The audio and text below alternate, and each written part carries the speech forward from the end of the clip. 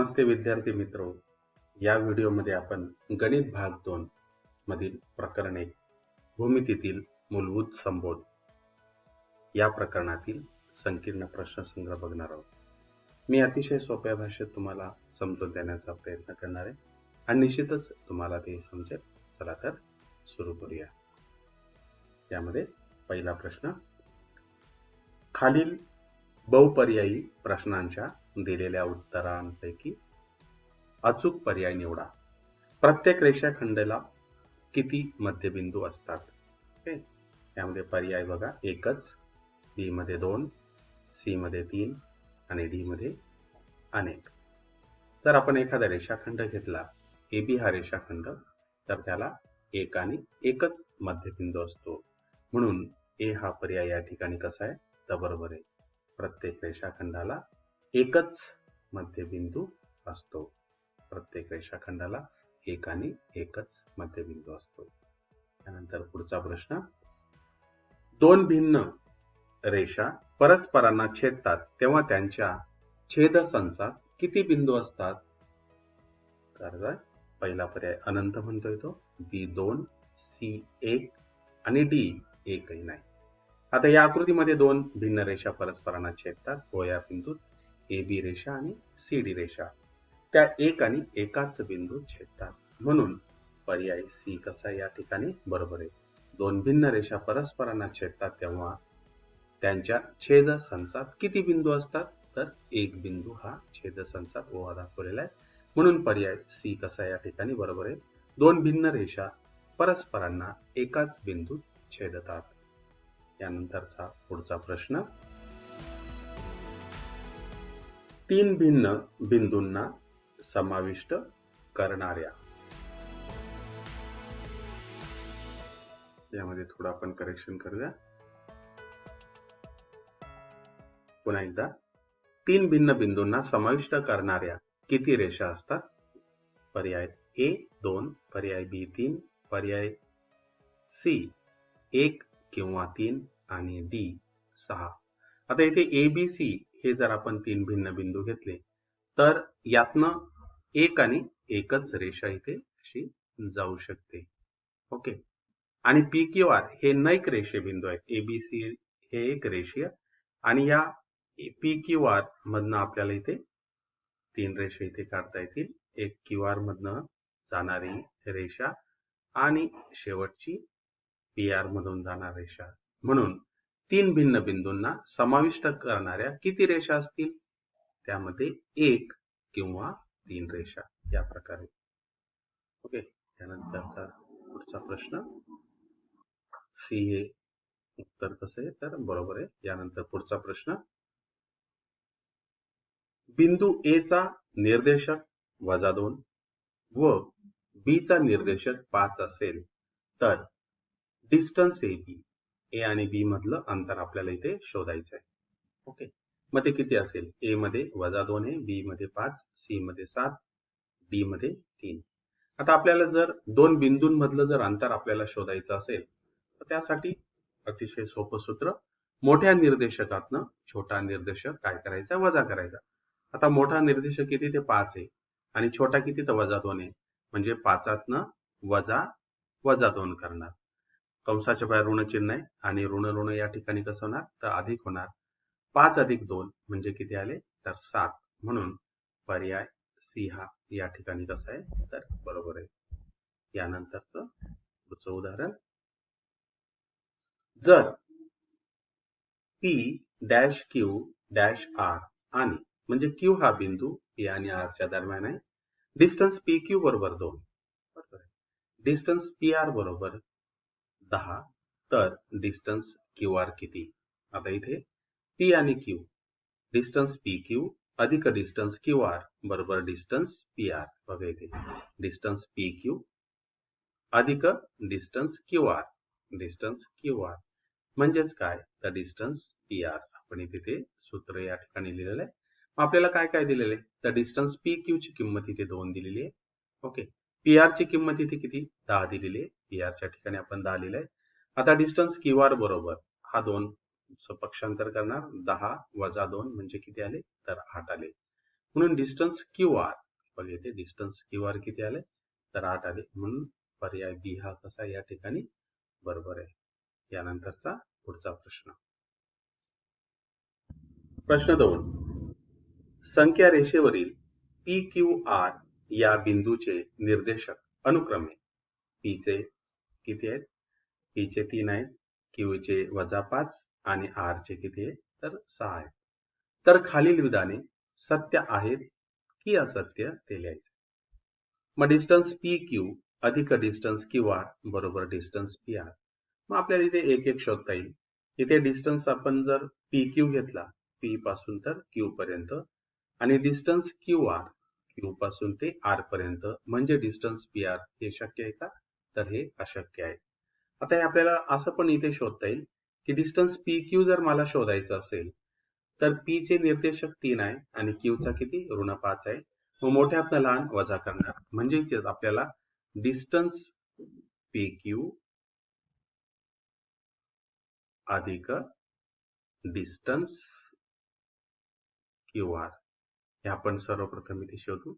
P Q जर मला अंतर शोधायचं असेल तर या 3तनं 5 कसा करणार वजा करणार, अधिक डिस्टन्स मला क्यू आर शोधायचंय, क्यू पासून ते आर पर्यंत.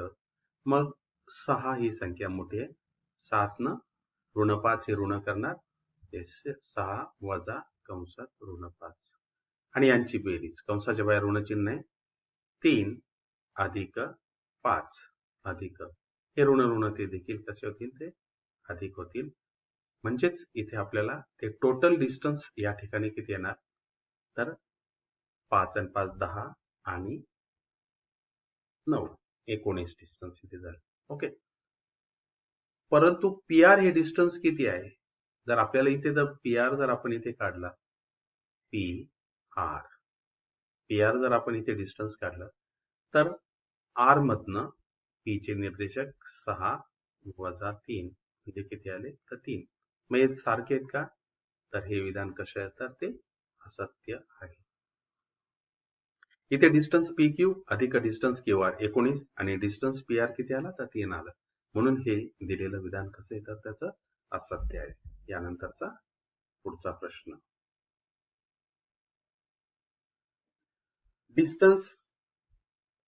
डिस्टन्स पी आर अधिक डिस्टन्स क्यू आर. आता आपल्याला पी आर चा डिस्टन्स शोधायचा आहे.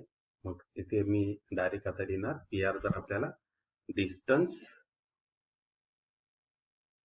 पी आर अधिक distance R Q. Okay.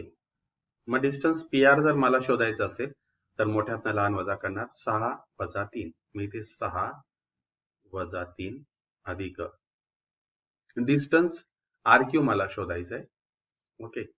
R Q म्हणजे 6 वजा कंसात वजा 5, म्हणजे मोठ्यातनं लहान काय करणार तर तो वजा करणार. मग 6 वजा 3 इथे किती आले तर 3 आले. 6 कंसाच्या बाहेर ऋण चिन्ह, त्यामुळे ते अधिक होईल. ओके. मग 6 आणि 3 9, 9 आणि 5 किती आले तर इथे 14 आले हे डिस्टन्स. परंतु डिस्टन्स पी क्यू किती आहे, मला जर इथे मी डिस्टन्स पी क्यू जर आपण इथे शोधलं तर या ठिकाणी डिस्टन्स पी क्यू म्हणजे 3तनं हा वजा 5 काय करणार तर मायनस करणार, 3 मायनस इन ब्रॅकेट -5. ओके. मग 3 वजा वजा काय होणार तर ते अधिक होणार, आणि 5 आणि 3 किती आले तर 8 आले. मग डिस्टन्स पी आर अधिक डिस्टन्स आर क्यू हे किती आले 14, आणि डिस्टन्स पी क्यू किती आले तर 8 आले. ते बरोबर आहे का तर नाही, हे ते बरोबर नाही, म्हणून हे विधान कसं आहे तर ते असत्य आहे. त्यानंतरचा पुढचा प्रश्न बघूया. पुन्हा पुढच्या प्रश्नामध्ये डिस्टन्स आर पी अधिक डिस्टन्स पी क्यू बरोबर डिस्टन्स आर क्यू. आता डिस्टन्स आर पी आपण शोधणार इथे, डिस्टन्स आर पी अधिक डिस्टन्स पी क्यू. मग आरपीचं डिस्टन्स जर आपल्याला शोधायचं असेल, आरपी म्हणजे 7 हे 3 काय करणार तर ते मायनस करणार वजा करणार. डिस्टन्स पी क्यू मला शोधायचंय, 3 हा 5 काय करणार तर वजा करणार, 3 मायनस इन ब्रॅकेट -5. ओके. मग 6 वजा 3 इथे किती आले? तर 3 आले. ओके. नंतर 3 कंसाच्या बाहेर ऋण चिन्ह, ते डिस्टन्स किती होणार? तर ते अधिक होणार. मग टोटल करणार. 3 आणि 3 6 आणि 5 इथे किती झाले? तर 11 झाले. ही टोटल बेरीज किती झाली? 11. आता डिस्टन्स इथे काय शोधणार आपण? RQ शोधणार. मग RQ मध्ये बघणार, Q चे निर्देशक -5 आहे आणि R चे किती? 6 आहेत. तर या ठिकाणी 6 मधून ऋण कंसात ऋण 5. आता या ठिकाणी कंसाव्या ऋण चिन्ह आतील चिन्ह बदलतील. 6 अधिक 5 बरोबर किती आले? तर 11 आले. म्हणून हे कसं आहे? तर ते बरोबर आहे. डिस्टन्स RP अधिक डिस्टन्स PQ बरोबर डिस्टन्स RQ किती आले? तर दोन्ही ठिकाणी 11 आले. म्हणून हे दिलेलं विधान कसं आहे? तर ते सत्य आहे. यानंतरचा पुढचा प्रश्न. पुढचा प्रश्न बघा. डिस्टन्स PQ वजा डिस्टन्स PR बरोबर डिस्टन्स QR या स्वरूपात घेतलेला आहे. ओके. तर देखील आपण एक एक शोधूया. डिस्टन्स PQ काढूया. त्याच्यातनं डिस्टन्स PR हे काय करायचंय? तर मायनस करायचंय. डिस्टन्स PQ म्हणजे 3 ऋण 5 कंसामध्ये ऋण 5 हा डिस्टन्स झाला PQ वजा नंतर डिस्टन्स PR म्हणजे या डिस्टन्स PR जर मला शोधायचा असेल तर 6 वजा 3 म्हणजे R च्या निर्देशकातनं P चे निर्देशक काय करणार? तर वजा करणार. ओके. मग इथे किती येणार? 3 कंसाच्या बाहेर ऋण चिन्ह अधिक झाले. 6 वजा 3 इथे किती आले? तर 3 आले. अधिक 3 वजा 3 गेले आणि ते डिस्टन्स किती आलं आपल्याला? तर 5 आले. यानंतर डिस्टन्स QR आपण इथे शोधणार. डिस्टन्स QR म्हणजे R च्या निर्देशकातनं Q चे निर्देशक कसे करणार? तर मायनस करणार, वजा करणार. 6 कंसात वजा 5 बरोबर किती? कंसाच्या बाहेर ऋण चिन्ह हे किती होणार? तर अधिक होणार. 6 आणि 5 किती झाले? तर 11. आधी 5 आले, इथे 11. ते बरोबर आहेत का? तर ते बरोबर नाहीत. म्हणून हे विधान कसं आहे? तर ते असत्य आहे. यानंतर पुढचा प्रश्न. हा प्रश्न देखील अतिशय सोपा आहे. खाली काही बिंदूंच्या जोड्यांचे निर्देशक दिले आहेत. त्यावरून प्रत्येक जोडीतील अंतर काढा. अंतर शोधण्यासाठी अतिशय सोपं सूत्र आहे की मोठ्या निर्देशकातनं छोटा निर्देशक ऋण करायचा आहे, मायनस करायचा आहे. 3, 6 या बिंदूच्या जोडीतील अंतर. मग 7 न 3 वजा करणार, किती आले? तर 3. म्हणून या 3 आणि 6 या बिंदूच्या जोडीतील अंतर बरोबर किती आले? तर 3 आले. त्यानंतरचा पुढचा प्रश्न. -9 आणि -1 मग या बिंदूतील अंतर. मग पुन्हा आता इथे यामध्ये मोठा कोण? तर -1 मोठा आहे. मग त्यातनं हा -9 मायनस करणार, वजा करणार. -1 कंसाच्या वजा कंसात ऋण. जर कंसाच्या बाहेर ऋण चिन्ह असेल तर आतील चिन्ह बदलतात. या ऋणाचं काय झालं तरी ते अधिक झालं. -1 अधिक 9 म्हणजेच किती आले? तर 8 आले. मोठ्या संख्येतनं लहान संख्या वजा करायची आणि उत्तराला मोठ्या संख्येचं चिन्ह द्यायचं. 8 9तनं 1 गेला. किती आले? तर 8 आणि उत्तराला मोठ्या संख्येचं चिन्ह म्हणजे 9चं चिन्ह किती आले? तर तिथे 8 आले. यानंतर पुढचा प्रश्न.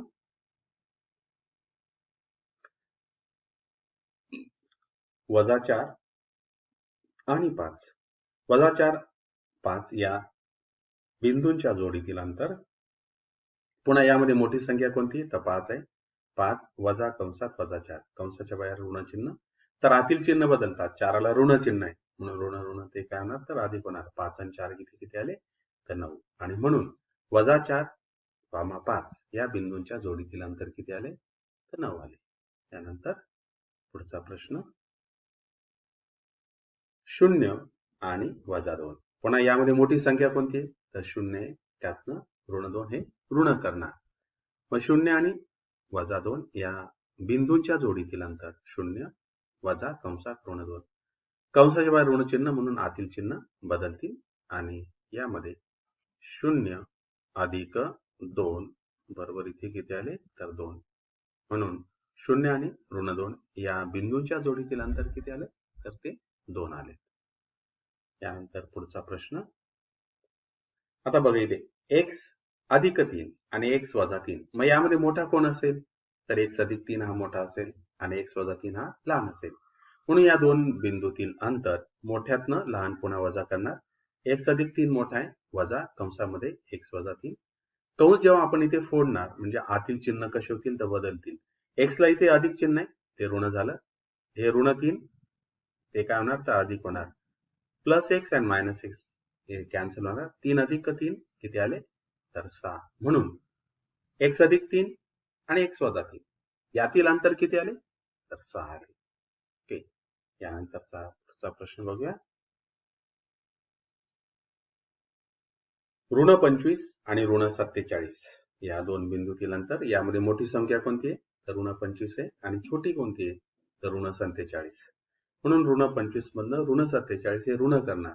कंसाच्या बाहेर पुन्हा ऋण चिन्ह आहे तर ते कधी होणार पुन्हा ऋण ते अधिक होणार. कंसाच्या बाहेर जर ऋण चिन्ह असतील तर आतील चिन्ह बदलतात. 47 ला ऋण चिन्ह आहे ते ऋणचं काय झालं ते तर अधिक झालं. ऋण 25 अधिक 47 आणि यांची बैजिक बेरीज किती आली तर मोठ्या संख्येतनं लहान संख्या वजा करणार आणि उत्तराला मोठ्या संख्येचं चिन्ह देणार. मग 47 सातनं 25 गेलेत किती आले तर 22 आले आणि उत्तराला मोठ्या संख्येचे चिन्ह. मोठी संख्या कोणती तर 47 त्याचं चिन्ह किती आहे तर अधिक आहे म्हणून अधिक 22. म्हणून ऋण 25 आणि ऋण 47 या बिंदूंच्या जोडीतील अंतर किती आले तर ते 22 आले. यानंतरचा पुढचा प्रश्न बघूया.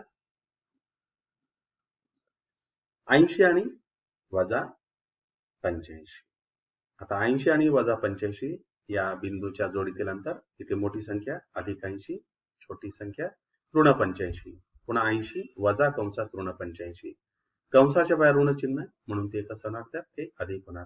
80 अधिक 85 किती आली बेरीज तर ते 165. म्हणून 80 आणि ऋण 85 या बिंदूंच्या जोडीतील अंतर किती आले तर ते 165 आले. यानंतरचा पुढचा प्रश्न. प्रश्न क्रमांक 4. संख्या रेषेवर P बिंदूचा निर्देशक ऋण 7 आहे. तर P पासून 8 एकक अंतरावर असणाऱ्या P बिंदू पासून 8 एकक अंतरावर असणाऱ्या बिंदूंचे निर्देशक काढायचे. ओके. आता इथे आपण ही संख्या रेषा घेतलेली आणि P चा निर्देशक किती आहे तर ते इथे 7 आहे. ओके. आता P पासून 8 एकक अंतरावरती मग P ला दोन बाजू येणार. एक उजवी बाजू येणार आणि एक डावी बाजू येणार. आता जर समजा इथे डाव्या बाजूची संख्या जर आपण इथे किती मानली तर x मानली या ठिकाणी. आता ही डाव्या बाजूची संख्या या ऋण 7 पेक्षा कशी असणार आहे तर ती अधिक छोटी असणार आहे.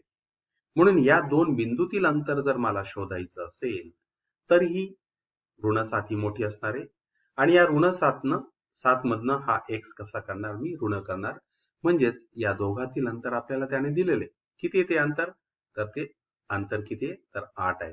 म्हणून आपण इथे किती करतो ऋण 7 वजा ऋण x बरोबर किती तर 8. ओके. आता मग हे उदाहरण आपल्याला जर सोडवायचं असेल तर हा ऋण x चं पक्षांतर करणार तो या बाजूला जाणार म्हणजेच ऋण 7 हा 8 या बाजूला आणणार तो ऋण होणार. या x चं पक्षांतर केलं तर ऋणाचा अधिक झाला. 8चं पक्षांतर केलं तर डाव्या बाजूला आणला म्हणून इथे किती मिळणार मला x बरोबर ऋण 7 ऋण 8 म्हणजेच इथे किती आले तर ऋण 15. म्हणून या x चे निर्देशक किती येतील तर ते ऋण 15 या प्रकारे. आता आपल्याला काय उजव्या बाजूचे निर्देशक. मग हा उजव्या बाजूचा b हा निर्देशक या ऋण 7 पेक्षा कसा असणार आहे तर तो मोठा आहे.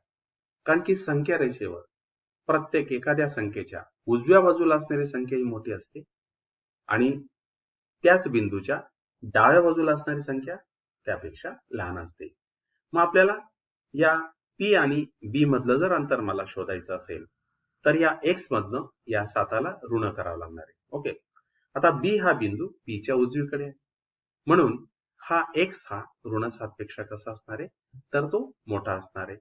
परंतु आता यामधलं अंतर आपल्याला माहिती आहे तर ते अंतर किती आहे तर एक्स म्हणजेच हे ऋण करणार मी इथे कंसामध्ये, किती आहे तो, तर ऋण 7. आणि अंतर किती आहे त्या दोघांमधलं, अंतर 8 आहे. आणि हे सोडवणार आहोत आपण इथे, एक्स कंसाच्या बाहेर ऋण चिन्ह, तर त्यामुळे ते कसं होणार, ते अधिक होणार, बरोबर 8. म्हणून एक्स बरोबर हा 7चं पक्षांतर करणार, 7 8 वजा 7 इथे किती आले, तर 1 आले. ओके. म्हणून या बी चा निर्देशक इथे किती असेल, तर 1 असेल. आणि ते बरोबर आहे की ऋण 7 आणि 1 यातलं अंतर किती आहे, तर 8 आहे. ऋण 7 आणि ऋण 15 यातलं अंतर देखील किती आहे, तर ते 8 आहे. या प्रकारे इथे देखील तुम्ही बघू शकताय 8 एक्स वजा कंसात ऋण 7, ऋण ऋण कसं झालं, तर अधिक झाले. आणि तेच आपण काय करतो, तर सोडवतो. म्हणून बी या बिंदूचा निर्देशक किती आहे, तर इथे 1 आलेला होता. आणि या बाजूला इथे किती, ए चे निर्देशक ऋण 15. यानंतरचा पुढचा प्रश्न, या प्रश्नामध्ये आपल्याला त्याने दिलेले, जर बी हा बिंदू ए आणि सी च्या दरम्यान आहे, A dash B dash C, distance AC ची किंमत आपल्याला दिलेली आहे 17 ए पासून तर सी पर्यंत, डिस्टन्स बीसी ची किंमत आपल्याला दिलेली आहे बी पासून तर सी पर्यंत किती येतं, 6.5. आणि आपल्याला काय शोधायचंय, तर फक्त हा छोटा ए बी शोधायचा आहे. सूत्र दरम्यानताचं A dash B dash C असेल तर डिस्टन्स ए बी अधिक डिस्टन्स बी सी बरोबर डिस्टन्स ए सी. सूत्रामध्ये किमती भरणार फक्त आपण या ठिकाणी. ए बी आपल्याला शोधायचा आहे, म्हणून ए बी हा जसा तसा घेतला आहे पण इथे. बीसी ची किंमत दिली 6.5, एसी दिलेला आहे 17. आता या 6.5 चं पक्षांतर करणार, उजव्या बाजूला ना तो ऋण होणार, 17 वजा 6.5 इथे किती आले आपल्याला, 10.5. डिस्टन्स ए बी बरोबर इथे किती आले, तर 10.5. यानंतरचा पुढचा प्रश्न बघूया. क्यू हा बिंदू पी आणि आर च्या दरम्यान आहे. आता डिस्टन्स पी क्यू त्याने आपल्याला दिलेले, नंतर क्यू आर डिस्टन्स दिलेले, आणि आपल्याला काय विचारलं त्याने, पी आणि आर मधलं डिस्टन्स. अतिशय सोपा प्रश्न आहे. डायरेक्ट आपल्याला इथे बेरीज करायची आहे. डिस्टन्स पी क्यू अधिक डिस्टन्स क्यू आर बरोबर डिस्टन्स पी आर. मग पी क्यू किती दिले आपल्याला, 3.4, इथे आपण 3.4 घेतलेला आहे. क्यू आर किती घेतलाय, 5.7, इथे 5.7 घेतलेले बरोबर डिस्टन्स पी आर. या दोघांची बेरीज करणार, 7 आणि 4 इथे किती झाले, 11 झाले. एक हातचा गेलाय, 5 आणि 3 8 आणि 1 किती झाले, तर 9. म्हणून डिस्टन्स पी आर बरोबर 9.1. या प्रकारे. त्यानंतरचा पुढचा प्रश्न बघूया. यासारखाच प्रश्न आपण मगाशी बघितलाय, तो 8 एकक अंतरावरती होता, तो -7 पासून. तसाच आता इथे संख्या रेषेवर ए बिंदूचा निर्देशक 1 आहे. ओके. ए पासून 7 एकक अंतरावरील बिंदूचे निर्देशक काढा. ओके. आता या आकृतीमध्ये बघायचं, ए या बिंदूचे निर्देशक.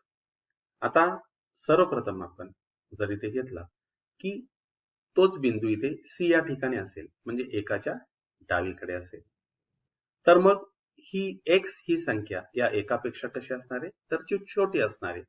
म्हणून या दोघातलं अंतर मला जर शोधायचं असेल तर 1 वजा एक्स, आणि दोघातलं अंतर किती, तर 7 आहे.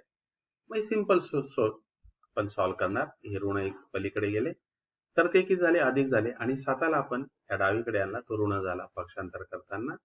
आणि म्हणून एक्स 1 वजा 7, दोन संख्यांना चिन्ह भिन्न असतील तर मोठ्या संख्येतनं लहान संख्या वजा करायची. 7तनं 1 गेला, किती आले, तर 6 आले.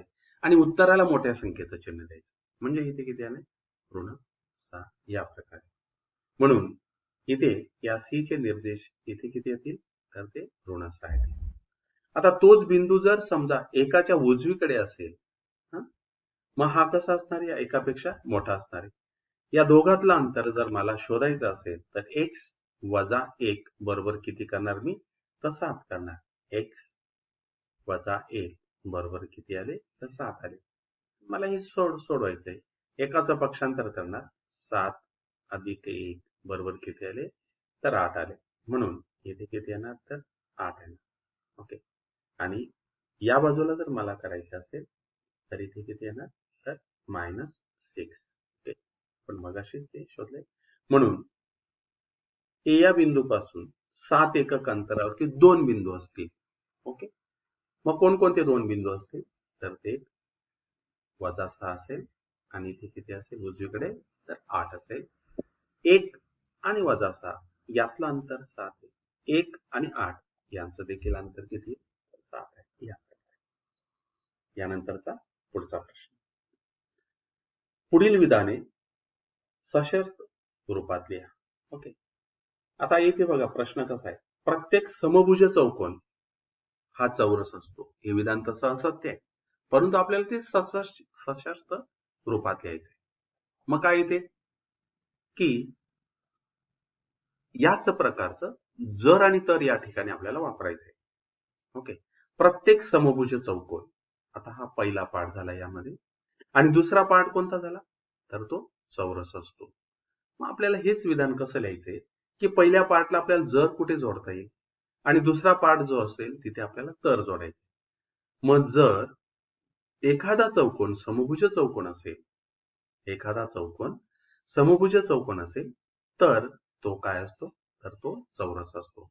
बघा जर नंतर इथे बघा, इथे जो काही पार्ट आलेला आहे हा पहिला पार्ट इथे आलेला आहे आणि तर नंतर हा इथे दुसरा पार्ट आलेला आहे. ओके. या दोघांमध्ये आपल्याला काय करायचंय? तर जर आणि तर टाकायचंय. जर एखादा चौकोन समभुज असेल तर तो काय असतो? तर तो चौरस असतो.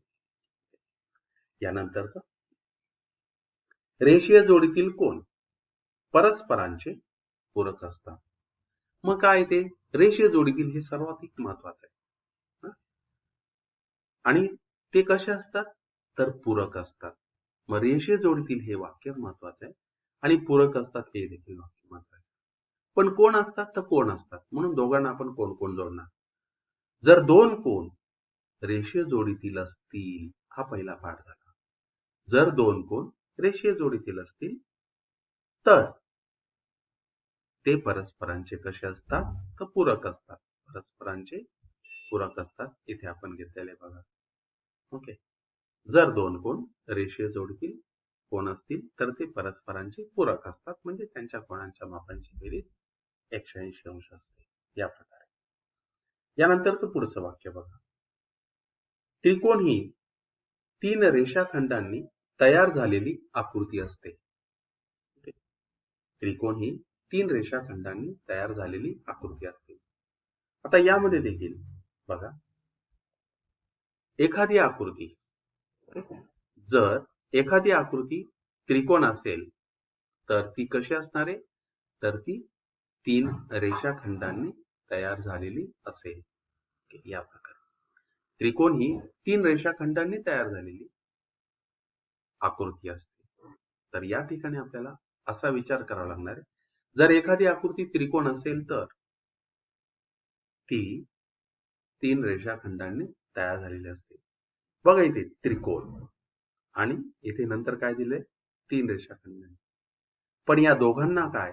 तर जर एखादी आकृती आपण इथे घेतलेलं आहे त्रिकोण असेल तर ती 3 रेषाखंडांनी. म्हणून हा पार्ट बघा बरोबर इथे आलेला आहे. फक्त आपल्याला तुम्हाला तिथे ते जोडता आलं पाहिजे. त्रिकोण आणि 3 रेषाखंड. आकृती दोघांना सामायिक. म्हणून यामध्ये जर एखादी आकृती त्रिकोण असेल तर ती 3 रेषाखंडांनी तयार झालेली असते. यानंतर, केवळ 2च विभाजक असलेल्या संख्येला मूळ संख्या म्हणतात. आता यानंतर विभाजक आणि मूळ संख्या, 2च विभाजक आणि मूळ संख्या. जर एखाद्या संख्येचे 2च विभाजक असतील तर त्या संख्येला काय म्हणतात? मूळ संख्या. म्हणून जर एखाद्या संख्येचे 2च विभाजक आणि त्या संख्येला काय म्हणतात? तर मूळ संख्या. या प्रकारे. याच प्रकारच्या विधानांचा तुम्ही अधिक सराव केला तर निश्चितच तुम्हाला ते जमू शकेल. ओके. आता यानंतर पुढील विधानांचे व्यत्यास लिहा. आता व्यत्यास म्हणजे काय? की तर नंतरचं वाक्य हे आधी लिहायचं आणि जर नंतरचं वाक्य हे नंतर घ्यायचं. ओके. आता इथे बघा, जर एखाद्या बहुभुजाकृतीच्या कोणांच्या मापांची बेरीज 180 असेल तर ती आकृती कशी असते? त्रिकोण असते. मग तर नंतर काय असेल? तर त्रिकोण आलेला आहे. जर एखादी आकृती त्रिकोण असेल तर त्या बहुभुजाकृतीच्या कोनांच्या मापांची बेरीज किती असते? तर 180 अंश असते. म्हणून आपण काय केलं, तर नंतरचं हे वाक्य, जर एखादी आकृती त्रिकोण असेल आणि तर त्या बहुभुजाकृतीच्या कोनांच्या मापांची बेरीज किती असते? तर 180 अंश असते. या प्रकारे हा व्यत्यास इथे तयार होतो. पुढचा व्यत्यास बघा. जर दोन कोन परस्परांची कोटी कोन असतील तर त्यांच्या मापांची बेरीज 90 असते. मग इथे काय करणार आपण? जर दोन कोनांच्या मापांची बेरीज 90 असेल तर ते परस्परांचे कोटी कोन असतील. म्हणून दोन कोनांच्या मापांची बेरीज 90 असेल तर ते परस्परांचे कोटी कोन असेल.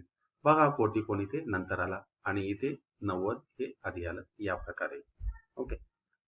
यानंतरचा पुढचा व्यत्यास बघूया. दोन रेषांना छेदिकेने छेदले असता तयार होणारे संगत कोन एकरूप असतील तर त्या रेषा समांतर असतात. समांतर हे वाक्य महत्वाचे आहे. त्या रेषा समांतर रेषा.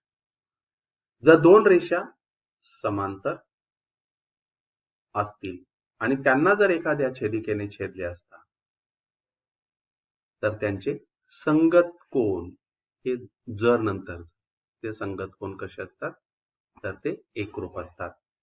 आणि तर नंतरचं बघा, इथे जर तर इथे घेतलेले त्याने दोन रेषांना छेदिकेने छेदले असता हे वाक्य आपल्याला इथलं. ओके. जर संगत कोन एकरूप असतील तर त्या रेषा समांतर, आणि रेषा जर समांतर असतील तर ते संगत कोन कसे एकरूप असतात. म्हणून दोन रेषांना छेदिकेने छेदले असता होणारे संगत कोन एकरूप असतात. म्हणून आपण इथे लिहू शकतो, जर दोन समांतर रेषांना छेदिकेने छेदले असता तर इथे काय येईल? तर होणारे संगत कोन कसे असतात? तर ते एकरूप असतात. या प्रकारे आपल्याला त्याचा व्यत्यास लिहिता येईल. यानंतरचा पुढचा प्रश्न. संख्येतील अंकांच्या बेरजेला 3 ने भाग जात असेल, म्हणजे 3 ने भाग जाणे, तर त्या संख्येला 3 ने भाग जातो. संख्येला 3 ने भाग जातो. मग काय होणार इथे? जरच्या ठिकाणी आपण इथे काय, तरच्या ठिकाणी ते जर करणार. जर एखाद्या संख्येला 3 ने भाग जात असेल तर त्या संख्येच्या अंकांच्या बेरजेला 3 ने भाग जातो. अतिशय सोपं हे वाक्य या ठिकाणी घेतलेलं आहे. यानंतरचा पुढचा प्रश्न. पुढील विधानातील पक्ष व साध्य लिहा. जर त्रिकोणाच्या तीनही बाजू एकरूप असतील तर त्याचे तीनही कोन एकरूप असतात. मग यामध्ये पक्ष आणि साध्य लिहिताना आपल्याला पक्षामध्ये तरच्या आधीच्या गोष्टी घ्यायच्या असतात आणि साध्यमध्ये तर नंतरच्या घ्यायच्या असतात. मग तरच्या आधीच्या गोष्टी काय? तर त्रिकोणाच्या बाजू एकरूप असतात. मग इथे आपण एक आकृती काढली त्रिकोण एबीसीची, आणि एबीसी मध्ये या तिन्ही बाजू कशा दाखवल्या? तर एकरूप दाखवल्या. मग पक्षामध्ये लिहिणार आपण फक्त या आकृतीचं वर्णन करायचं असतं पक्षामध्ये. जर आपल्याला एखादी सिद्धता सिद्ध करायची असेल तर त्यासाठी आपण काय लिहित असतो? तर ती वाक्यरचना असते. वाक्यरचनेवरनं आपण इथे आकृती काढली, एक आकृती काढली ते त्रिकोण एबीसी. आकृतीमध्ये तुम्ही PQR वगैरे काही घेऊ शकता. इथे त्रिकोण एबीसी ची आकृती काढली आणि या एबीसी आकृतीमध्ये तीन बाजू कशा दाखवल्या? आपण एकरूप दाखवल्या. तर पक्षामध्ये काय लिहिणार? त्रिकोण एबीसी मध्ये तिन्ही बाजू एकरूप, म्हणजे बाजू AB एकरूप, बाजू BC एकरूप, बाजू AC. तर साध्य काय करायचे? तर तिन्ही कोन एकरूप. मग इथे आपण साध्य लिहितो, कोन A एकरूप कोन B एकरूप कोन C. म्हणून तरच्या आधीचं जे काय असतं ते आपण काय करतो? पक्षात घेतो, आणि तर नंतरचं जे काय आलेलं असतं ते आपण या साध्यमध्ये घेत असतो. यानंतरचा पुढचा प्रश्न. समांतरभुज चौकोनाचे कर्ण परस्परांना दुभागतात. कुठल्या प्रकारचा चौकोन आहे तो? समांतरभुज चौकोन. कर्ण कसे? तर ते दुभागतात. म्हणून या ठिकाणी बघा, इथे ABCD हा समांतरभुज चौकोन आहे. AC आणि बीडी हे दोन्ही कर्ण परस्परांना ओ या बिंदूत छेदतात. मग सुरुवातीला पक्षामध्ये काय करणार की हा कोणत्या प्रकारचा चौकोन आहे, तर चौकोन एबीसीडी या समांतरभुज चौकोनाचे कर्ण AC आणि BD परस्परांना O या बिंदूत छेदतात. आपण इथे काय करतो की एक समांतरभुज चौकोन काढला. इथे ABCD घेतलेला आहे. तुम्ही PQRS पण घेऊ शकता. LMNO पण घेऊ शकता यामध्ये. ओके. तर इथे आपण ABCD घेतलेला आहे. आणि यामध्ये आपण काय करतो की समांतरभुज चौकोनाचे चौकोन ABCD या समांतरभुज चौकोनाचे कर्ण AC आणि व कर्ण BD परस्परांना O या बिंदूत छेदतात. तर आपल्याला साध्य काय करायचे, तर त्याचे कर्ण परस्परांना दुभागतात. म्हणजे काय की OA रेख OA एकरूप रेख OC रेख OB एकरूप रेख DO या प्रकारे हे आपण काय करतो, तर ते साध्यामध्ये घेत असतो. त्यानंतरचा पुढचा प्रश्न. तर या आकृतीमध्ये आपण दोन त्रिकोण काढणार, समभुज त्रिकोण. पहिला त्रिकोण ABC हा आहे, दुसरा PQR. ओके. त्रिकोण ABC व त्रिकोण PQR हे समभुज त्रिकोण आहे. तर आपल्याला काय दाखवायचे, साध्य त्रिकोण ABC समरूप त्रिकोण PQR या प्रकारे. ओके. हे दोन्ही आपल्याला समरूप दाखवायचे. यानंतर पुढचा प्रश्न.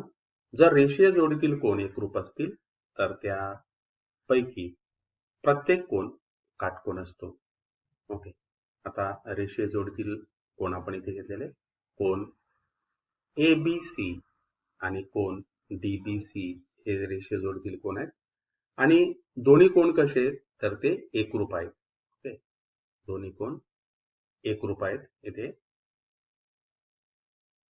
तर आपल्याला साध्य काय करायचंय, तर प्रत्येक कोणाचं माप किती, तर 90. ते दोन्ही कसे असतात, प्रत्येक कोन हा काटकोन असतो.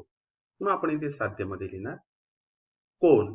या ठिकाणी आपल्याला एकरूपतेचं जर इथे साइन दाखवायचं असेल तर आपण हे काटकोनासाठीच तेच आपण इथे दाखवलंय. तर त्याचबरोबर मी इथे सारखी ते फुले देखील करतो की त्याचा अर्थ काय, हे दोन्ही कोन कसे आहेत, तर ते एकरूप आहेत. आणि नंतरच इथे 90चे आपण इथे कोन करत असतो. म्हणून साध्यमध्ये काय येणार, तर ते प्रत्येक कोन हा काटकोन असतो. म्हणजे माप कोन ABC बरोबर 90 आणि माप कोन DBC बरोबर इथे किती, तर ते DBC बरोबर 90 या प्रकारे. यानंतरचा पुढचा प्रश्न. पुढच्या प्रश्नामध्ये बघा, त्रिकोणाच्या दोन बाजूंवर काढलेले शिरोलंब जर एकरूप असतील तर त्या दोन बाजू एकरूप असतात. या आकृतीमध्ये बघा, त्रिकोण ABC या दोन बाजू म्हणजे बाजू AB आणि बाजू AC यावर दोन शिरोलंब काढलेले.